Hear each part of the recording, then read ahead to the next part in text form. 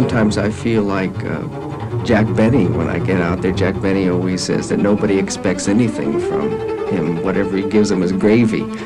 And so, in a way, I think I've almost built my career on that attitude, that people expect so little when I come out to play from the instrument, that when I do show something, and even if they're only a little bit impressed, the contrast between what they had otherwise expected and that which they witness is marked enough that they think they're being enthusiastic.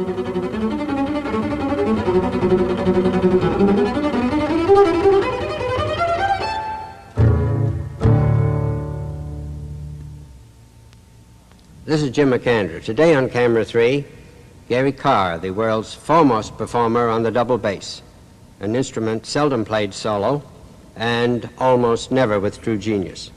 Dragonetti, who lived in the days of Haydn, and Koussevitzky in our own time, are the great masters of the instrument. Gary Carr plays their music, and in addition is dedicated to pushing the double bass into fresh fields, as we shall see.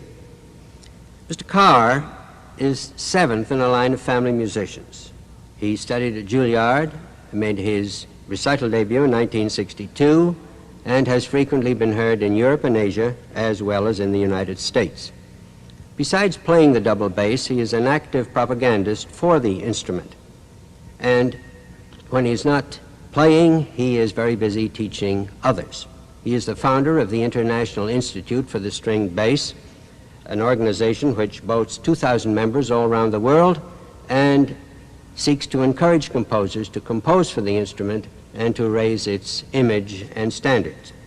Today on Camera 3, Gary Carr will play with the CBS Orchestra, conducted by Alfredo Antonini, with the Electric Cars, a rock and roll group from the University of Wisconsin, with guitarist Frederic and with jazz bassist Richard Davis.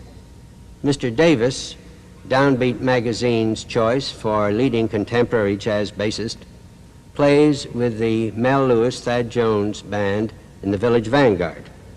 During the past year, Mel Lewis frequently spotted Gary Carr in the audience and one night invited him to join in. He didn't know when he had asked us that I had been working with Richard Davis, doing some things where we would take a Baroque sonata and I'd play it straight and he'd improvise it like the Baroque musicians improvised over the figured bass. And so I did go down, but quite reluctantly. My God, you know, at the Village Vanguard, these people are there for jazz. They don't want to hear a long-haired musician like me. And just because I dig jazz doesn't mean I can play it, and you know, and I don't want to embarrass myself. And I was thinking, well, what should I play? You know, Shadow of Your Smile, Man and a Woman. That's really cornball stuff at the Village Vanguard. So Richard suggested that we do a plain old classical Baroque sonata, and my reaction to that was that he was crazy. You know, they will be thrown out of the club. So last Monday night during their first break, we performed, and we brought down the house.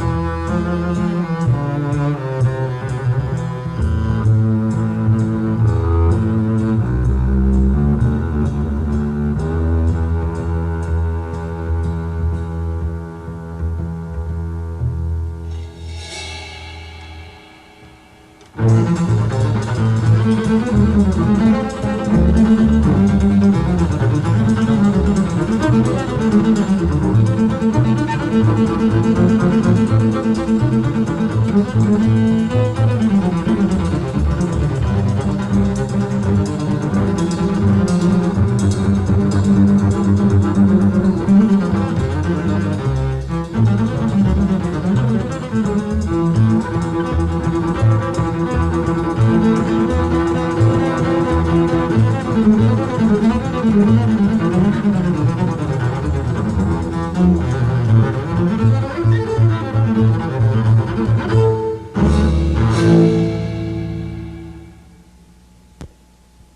know, my family, they were really terrible. Being surrounded by bass players is no real aid and no source of encouragement.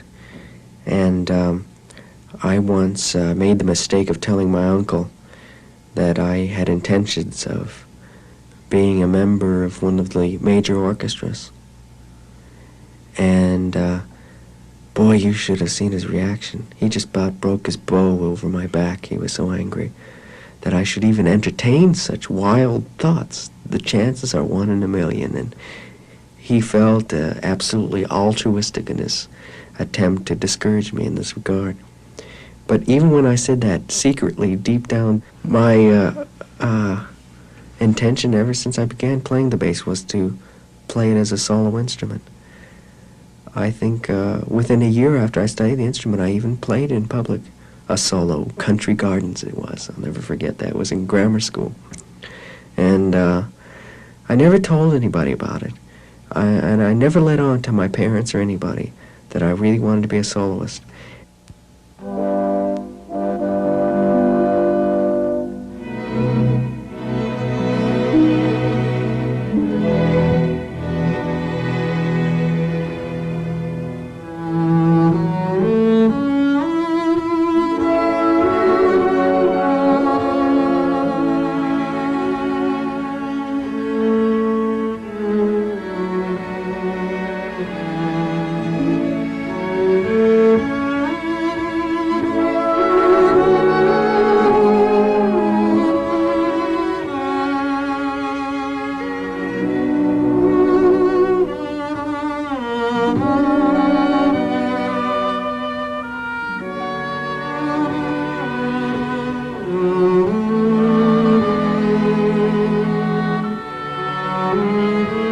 I think of my instrument as a human voice, and it was the cantorial quality of the instrument that brought me to it. It's that sound, that singing sound, which I like most, because I feel that the instrument is actually my vocal cords.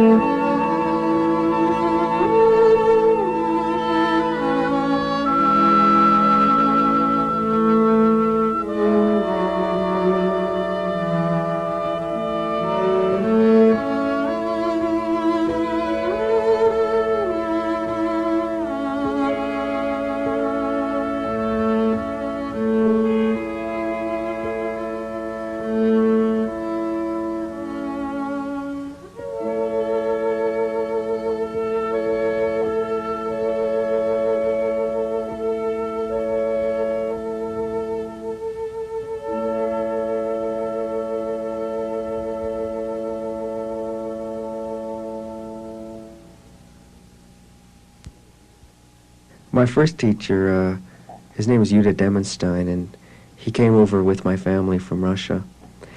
And he was a wonderful man. I was really lucky because he lived across the street from me. And I never got lessons from him. I just practiced with him. He came over every day and made me practice. My uncle tried to teach me, and that was a total disaster.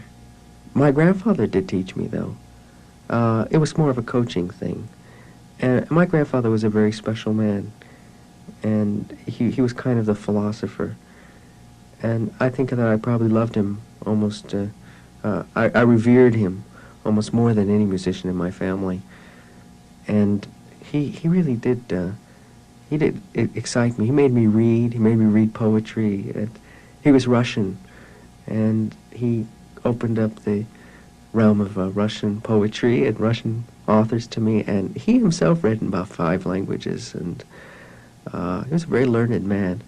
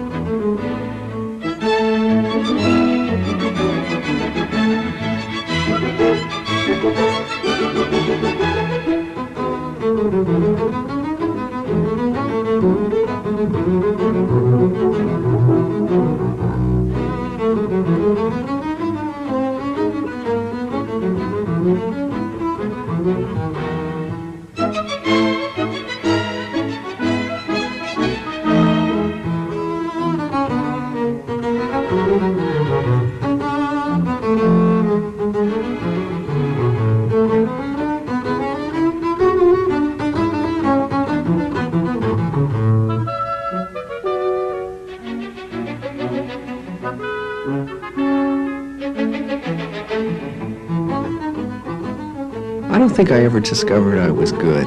I think someone else did that.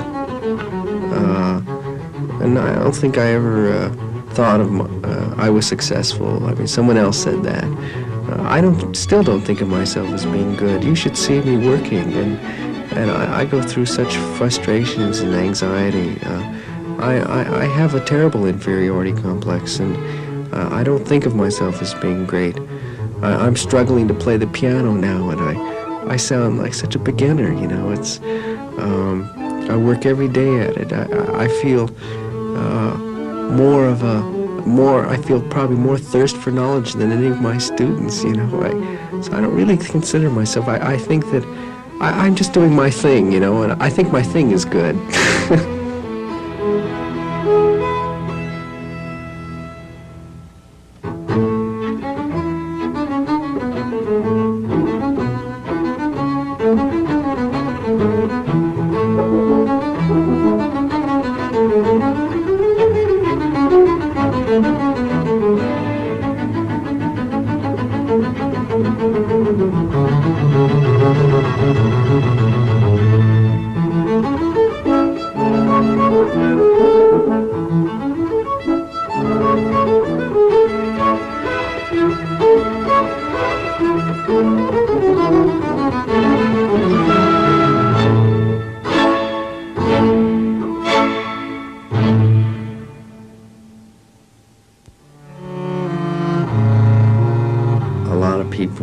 When they watch a bass player play, they'll say, "My gosh, he makes it look so easy."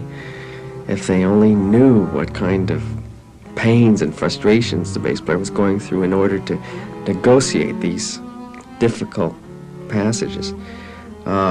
These strings are very, very thick in comparison to the others, so there's a lot to hold down. The pressure that we have to exert in order to press them down is enormous. The strings, to give you an idea, on my instrument, I know this to the exact pound, that my top string takes 40 pounds of pressure to press down, the next 50, the next 60, and the next 70 pounds.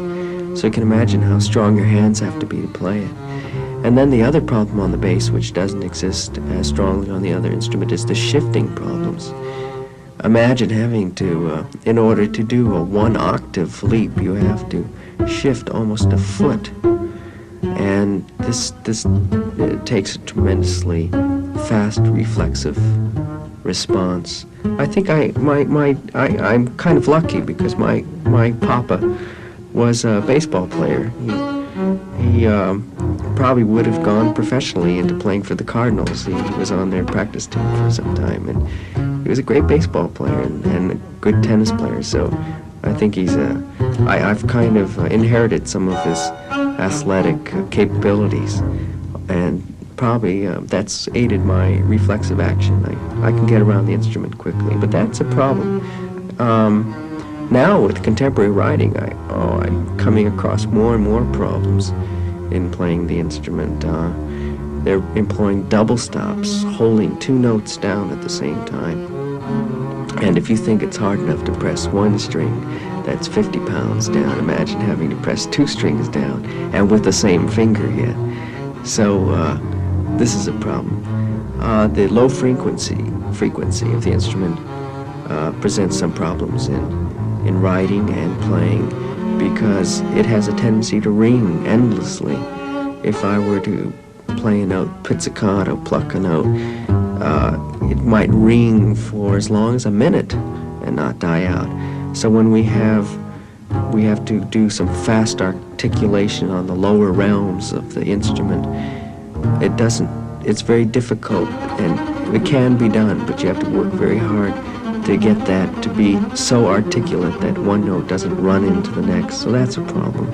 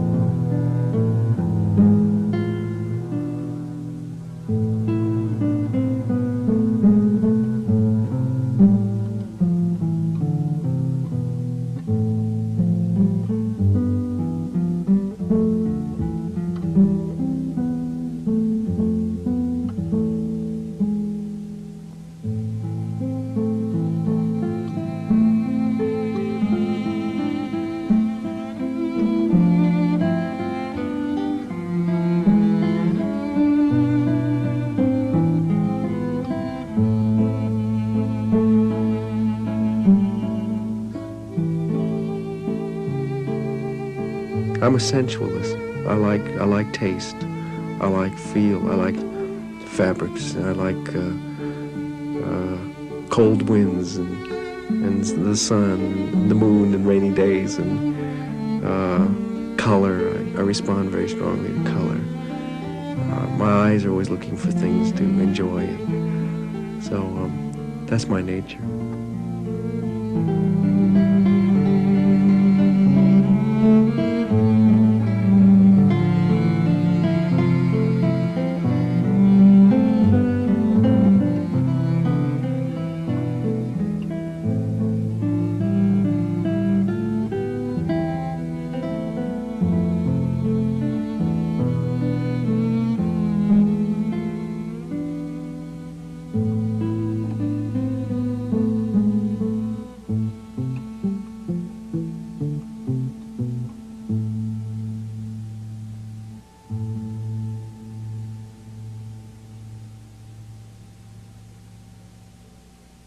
when I think of growing up in the 40s, it makes me feel so old. My students are really wild. You know, I'm now 27, just turned 27, and my students sometimes they make me feel so old. You know, like I think it's bad enough there's a generation gap between me and my parents, but there seems to be one. I don't know. Maybe it's not so strong. I hate to think it's not strong. That it is strong, but there seems to be a gap between me and my students. My students are, probably 8 years younger than I, and sometimes I get thrown a hint and say, well, you know, I'm such an old man or something like that, in hope that they're going to come back and say, oh, Gary, you're really not so old, you know, but they never do. They remain silent, which is just terrible.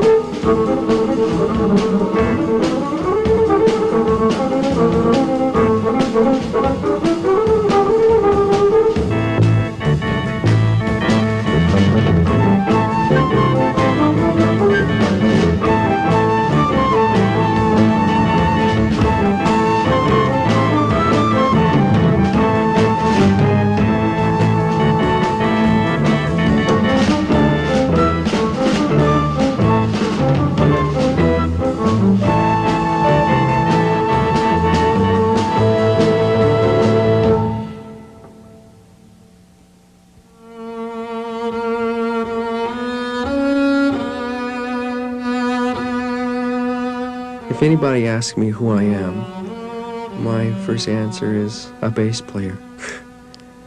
and then they say, oh no, really, who are you? And then I say, well, I'm a teacher. I teach at Juilliard School of Music at New England Conservatory, University of Wisconsin. And I teach some jazz bass players. And they said, no, come on, really. Who are you? And then I say, well, I'm a Jew. I come from a very proud heritage, which has its way of getting into my music. And I feel very much a Jew. And I'm an American. I'm proud to be American. And then, I don't know, that's who I am.